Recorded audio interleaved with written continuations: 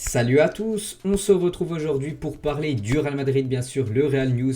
Donc une vidéo quasiment par semaine où on va parler de toute l'actualité de ces derniers jours, de cette équipe espagnole, de cette équipe du Real Madrid. Donc c'est parti les gars, beaucoup de choses à dire bien sûr sur ce grand club qu'est le Real. Donc tout d'abord les gars, j'en avais parlé il y a quelques jours dans mes vidéos Zap Images pour ceux qui suivent. Donc les nommés au titre de meilleurs joueurs du Real Madrid pour le mois d'octobre, on avait le choix entre Courtois, Alaba, Militao, Benzema et Vini Junior. Et du coup on connaît le vainqueur les gars. Donc c'est pas une grande surprise, j'avais dit que ça allait se jouer entre les deux derniers, donc Benzema et Vini. Et du coup c'est Vinicius Junior les gars qui a été élu meilleur joueur du Real Madrid pour le mois d'octobre. Voilà, c'est quand même mérité bien sûr, vu qu'il nous a fait un très gros mois. L'ailier brésilien. Et une autre bonne nouvelle pour lui, parce qu'actuellement, là, on est en trêve internationale, vu que les derniers matchs avaient lieu hier soir sur les gros championnats européens. Et officiel, Vini est appelé en sélection brésilienne pour pallier le forfait de Roberto Firmino, blessé aux ischio-jambiers, un attaquant de Liverpool qui s'est blessé lors du match la semaine dernière contre l'équipe de l'Atlético Madrid en Ligue des Champions. Donc du coup, Tite a dû changer, a dû prendre un nouveau joueur. Donc du coup, il a pris Vini et c'est quand même mérité parce que c'était quand même une grosse surprise qu'il soit pas dans le groupe du Brésil pour ces deux prochains matchs pour se qualifier pour la future Coupe du Monde. Ensuite les gars, toujours bien sûr avec le Real, donc on revient cette fois-ci sur les résultats, bien sûr très important. Donc tout d'abord l'affiche de Ligue des Champions, c'était mercredi dernier. Le Real recevait l'équipe du Shakhtar, un match très important bien sûr, parce que le Real, objectif donc déjà la qualification, mais surtout terminer en première position, c'est toujours un petit avantage de terminer premier. Donc le Real les gars, parfait, après c'est imposé 5-0 en Ukraine. Donc pour ce match retour, c'est une belle victoire 2-1. Donc un doublé de Karim Benzema contre un but de Fernando, le brésilien du Shakhtar. Donc le duo Vini KB9 permet au merengue de l'emporter. Donc un doublé de Karim Benzema sur un doublé de passes décisives de Vini Junior. Je dis les deux joueurs en grande forme du côté du Real, comme d'habitude. Ils ont répondu présent, ils ont été décisifs. Donc Benzema avec le Real Madrid cette saison, donc ça c'est les stats avant le match contre le Rayo Vallecano qui avait lieu samedi, donc c'était après bien sûr le match contre le Shakhtar. Donc Benzema avec le Real Madrid cette saison, c'est 12 buts, 8 passes décisives, et Vini Junior 9 buts et 4 passes décisives. Ce duo est parti pour faire une très grande saison. Pour moi actuellement, je trouve que c'est quasiment peut-être le meilleur duo en Europe. Voilà, Vini Junior et Karim Benzema, parce que ça fonctionne très bien. Toujours avec ces deux-là, donc on revient sur Vini. Donc je suis très heureux d'avoir offert une nouvelle passe décisive à Benzema lors du match contre le Shakhtar. Il en a même offert 2. Je veux toujours être à mon meilleur niveau. Karim aussi, et je veux continuer à l'aider à gagner le Ballon d'Or. Donc n'oubliez pas, le Ballon d'Or, les gars, c'est le 29 novembre prochain, donc c'est un lundi. Et donc Benzema bien sûr favori pour remporter le Ballon d'Or, mais bon, avec d'autres grands joueurs. Et pour revenir les gars sur Karim Benzema, donc lors de ce match contre le Shakhtar, donc il était élu homme du match. Ça aurait pu être Vini, ça a été du coup Benzema. Donc voilà, c'est quand même mérité, vu que c'est lui qui a inscrit les 2 buts bien sûr. Et Benzema les gars, vous vous souvenez avant contre le Shakhtar, j'avais dit que le Real en Coupe d'Europe c'était 999 buts inscrits. Donc vu que Benzema a inscrit le premier but de la partie, donc c'est bien Benzema qui a inscrit le 1000e but de l'histoire du Real Madrid en Coupe d'Europe. Donc là c'est marqué en Ligue des Champions, mais c'est bien en Coupe d'Europe, vu que le Real joue quasiment tout le temps en Ligue des Champions, très rarement en Europa League. Donc félicitations bien sûr à Benzema les gars pour ce but palier bien sûr des 1000. Donc à 900 on peut voir que c'était Ronaldo. La même chose pour les 800, c'était Ronaldo par exemple. 600e but du Real en Coupe d'Europe, c'était David Beckham qui avait inscrit ce 600e but. Et on peut voir qu'il a reçu un maillot spécial Karim Benzema, voilà, avec le 1000e but qu'il a inscrit dans l'histoire du Real en Coupe d'Europe. Et sinon pour revoir les paliers, donc le premier c'était Munoz en 1955, ça date. Bon après voilà, comme j'ai dit, Jensen par exemple en 1978 a inscrit le 300e but du Real en Coupe d'Europe. Et avec son doublé les gars, Benzema contre l'équipe du Shakhtar en Ligue des Champions. Donc Benzema a désormais marqué 100 buts avec le Real Madrid depuis le départ de Cristiano. Et ça quand même c'est une très belle stat pour Karim Benzema. Donc on avait peur de l'après Cristiano Ronaldo. Voilà, vu que Ronaldo quand même certainement le meilleur joueur de l'histoire du Real avec tous les buts qu'il a marqués. N'oubliez pas que Ronaldo a plus marqué que jeu de match du côté du Real. Mais depuis quand même Benzema les gars répond très bien. Il est à la hauteur de ce qu'on pensait de lui, parce que Benzema c'est déjà quand même 100 buts depuis le départ de CR7 avec son doublé mercredi dernier en LDC.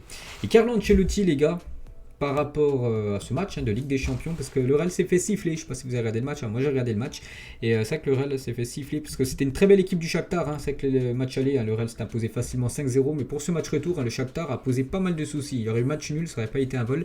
Il a dit: je comprends les sifflets, nos fans exigent beaucoup, c'est bien de nous motiver, c'est bien que nos fans nous réveillent avec des sifflets, donc pas de conséquences, vu que bien sûr le Real s'est imposé, mais voilà, bien sûr les supporters du Real attendent plus de l'équipe.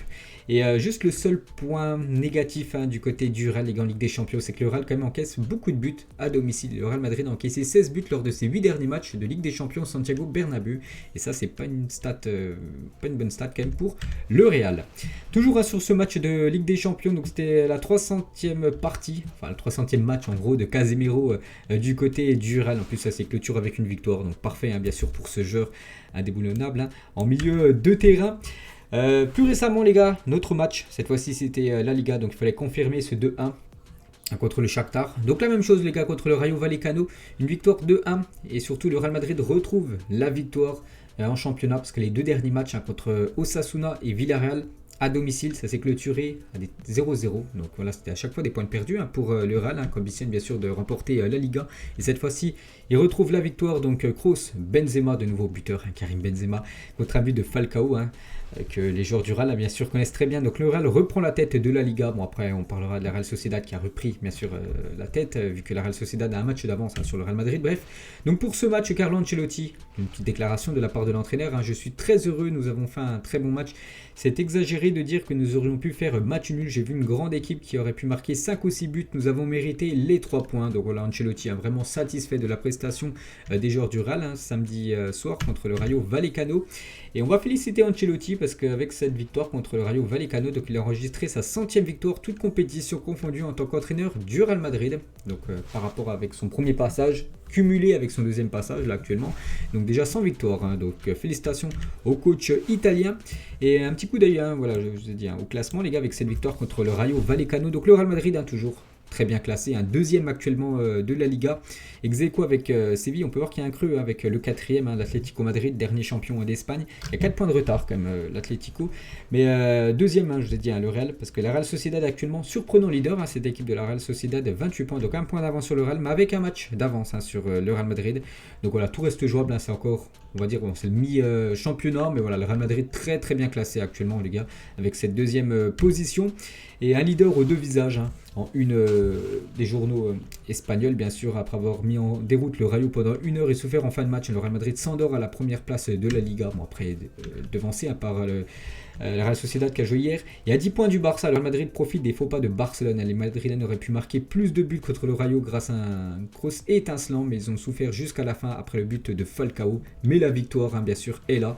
Et ça, bien sûr, c'est très important. Et une petite comparaison, les gars, avec le grand rival en Espagne, bien sûr, pour le Real Madrid, c'est le FC Barcelone.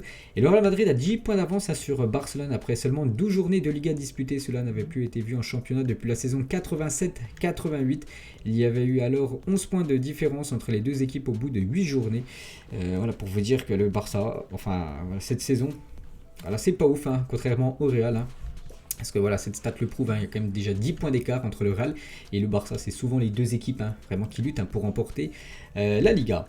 Ensuite, donc du coup, on revient sur Benzema, je vous ai dit, Kroos, buteur, bien sûr, Benzema, buteur, et il est le meilleur buteur de Liga, avec 10 réalisations, Karim Benzema, et ses stats, les gars, c'est le joueur actuellement le plus décisif dans les 5 grands championnats, donc cumulé, bien sûr, but plus passe D, il est déjà impliqué sur 17 buts, Karim Benzema, c'est énorme, en 11 matchs, donc 10 buts et 7 passes décisives pour Karim Benzema. Il devance Robert Lewandowski, l'attaquant du Bayern Munich, et Benzema réalise une saison monstrueuse, donc ses stats, 10 buts en 11 matchs de Liga, 4 buts en 4 matchs de Ligue des Champions, 2 buts en 2 matchs de Ligue des Nations avec l'équipe de France, et déjà 16 buts et 8 passes décisives, toutes compétitions confondues pour Karim Benzema, qui fait sans aucun doute, je pense, le meilleur début de saison de sa carrière.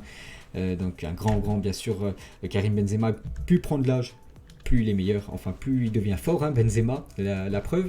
Et Benzema est à un but de devenir le meilleur buteur ex aequo français de l'histoire en club. Ça, c'est un record aussi très proche pour l'ancien joueur de Lyon, donc Karim Benzema. Donc actuellement, il a 359 buts avec le Real Madrid. Le record pour un Français, c'est 360 buts avec un club.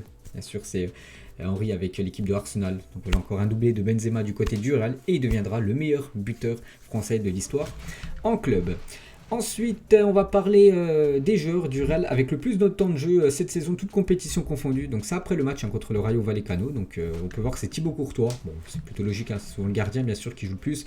Et juste derrière les gars, Militao, seulement 3 minutes de moins que Thibaut Courtois. Là-bas joue beaucoup aussi. Benzema joue beaucoup, la même chose pour Vini, la même chose pour Casemiro. On peut voir que ces 6 joueurs-là, c'est 6 cadres bien sûr du côté du Real.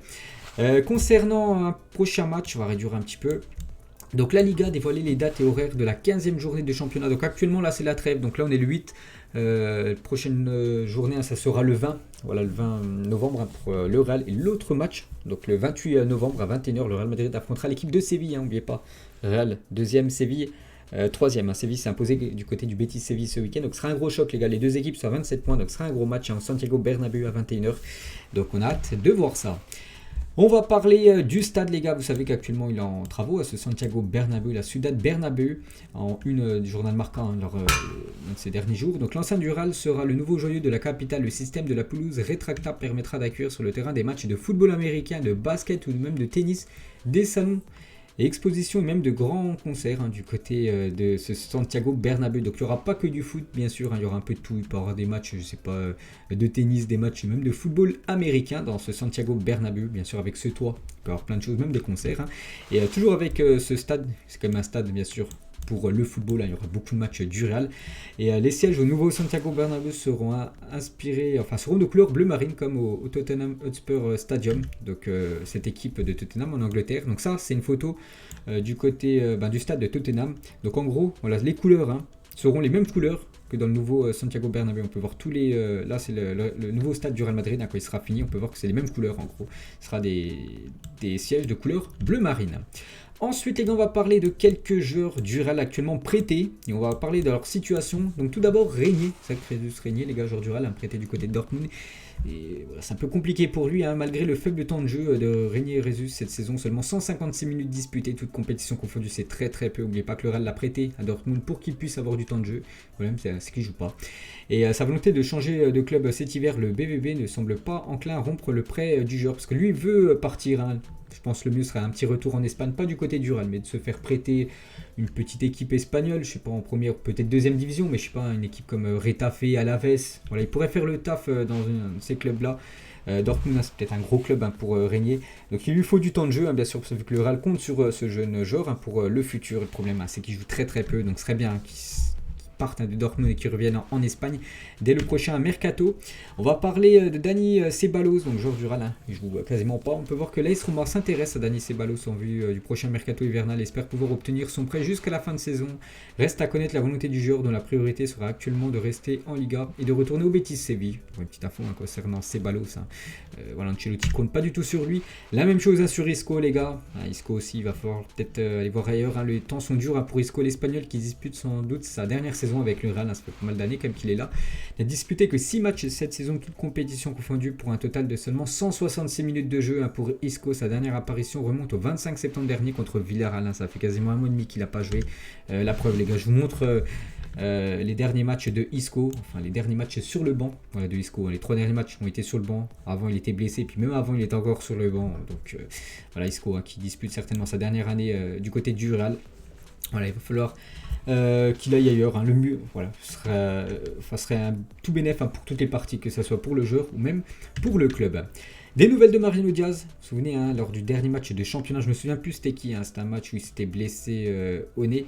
Bref, donc il était tombé sur la pelouse avec son nez, donc du coup il s'est fait opérer, c'est pour ça qu'il a été forfait lors des derniers matchs. Donc il a dit tout va bien, voilà, merci à tous pour vos messages de soutien, tout s'est bien passé lors de l'opération. Donc maintenant bon rétablissement, lui devrait être de retour après la trêve internationale. Les stats de la BBC lors de la saison 2013-2014 en Ligue des Champions, bien sûr, ça c'est un petit remake de quelques années. 2 joueurs en jouent encore au Real, Benzema. Donc Benzema c'est 5 buts, 5 passes D lors d'une saison en Ligue des Champions, c'est pas mal. Gareth Bale 6 buts, 4 passes D. Cristiano Ronaldo 17 buts et 5 passes décisives, bien sûr, lors de cette saison 2013-2014 de Ligue des Champions, remportée bien sûr par le Real. La finale c'était Real contre l'Atlético Madrid. Une bonne nouvelle les gars pour Dani Carvajal, a été sélectionné avec la sélection espagnole pour le prochain rassemblement. C'est la première fois depuis mars 2021 qu'un joueur du Real Madrid est appelé par Luis Enrique. C'est que Luis Enrique snobait complètement les joueurs du Real Madrid.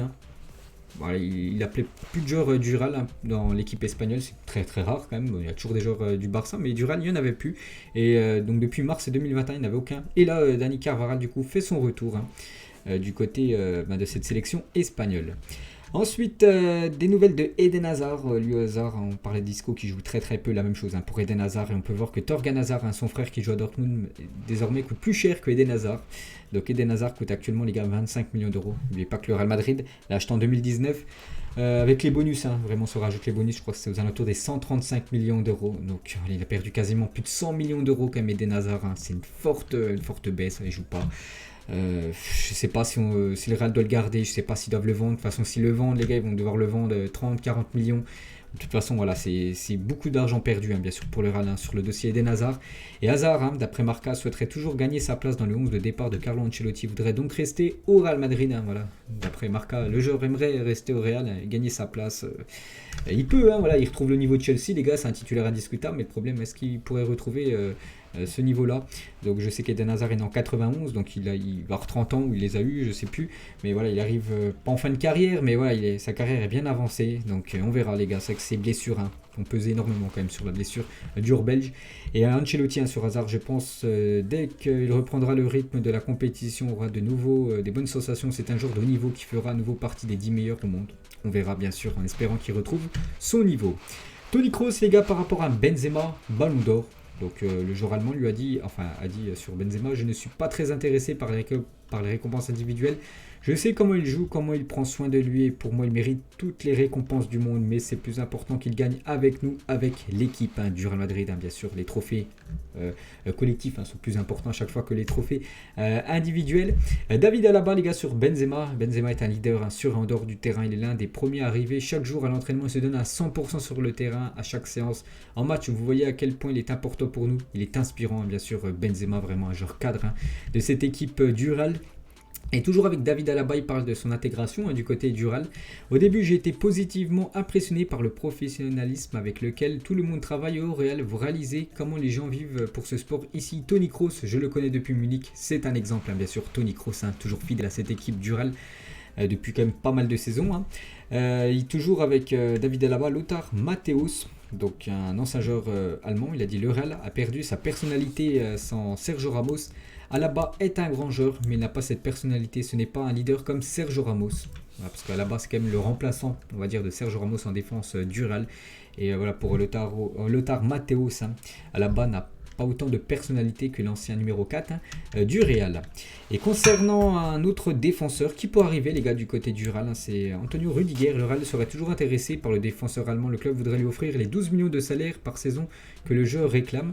L'Allemand serait enthousiaste à l'idée de rejoindre la Casablanca. N'oubliez pas qu'il est en fin de contrat du côté de Chelsea en juin 2022 et pour l'instant, il ne veut pas toujours prolonger du côté des Blues. Donc ce serait quand même une énorme recrue pour le Real, les gars, d'accueillir le joueur Rudiger. Vini, les gars, il a dit par rapport à les déclarations qu'on a pu voir récemment qu'avant voilà, il préférait le Barça au Real Madrid. Donc il a dit j'ai toujours été un fan du Real Madrid, je n'ai jamais été un culé, donc en gros un fan du FC Barcelone. Le Real est celui qui m'a offert le moins d'argent et les choses les moins folles, sauf croire en moi et me donner le meilleur projet. Donc il le dit, il avait le choix, il avait deux dossiers, soit signé au Barça qui proposait plus d'argent d'après ses propos, ou soit signé au Real Madrid, et du coup il a préféré signer du côté du Real. Et pour finir avec Vini, les gars, vous savez qu'actuellement on entend une prolongation qui pourrait déjà prolonger son contrat alors qu'il est déjà en contrat jusqu'en 2025. Bien sûr que je veux renouveler, bien sûr que je veux rester ici pour longtemps, mais je suis très calme à ce sujet. Tout se fera au bon moment, peu importe le moment du renouvellement, le montant de mon salaire ou de ma prime. Donc voilà ce qu'il dit. Donc lui, bien sûr, il est OK pour prolonger du côté du Real et normalement, voilà son contrat. Donc le Real va accélérer sur la prolongation de contrat de Vini Junior. Donc il est jusqu'en 2024. Je dis 2025, mais c'est 2024. Bref. Donc le Brésilien touche actuellement 3,5 millions d'euros bruts par an. Donc c'est l'un des plus petits salaires quand même, que du côté du Real, alors que c'est l'un des joueurs cadres cette saison. Il pourrait bientôt toucher facilement 10 millions d'euros annuels avec son nouveau contrat. Donc voilà les gars, on a fait le tour sur ce Real Madrid News. J'espère que ça vous a plu. On se retrouve demain ou après-demain, certainement demain les gars, pour cette fois-ci l'épisode sur le FC Barcelone. Bonne journée à vous et à plus tard.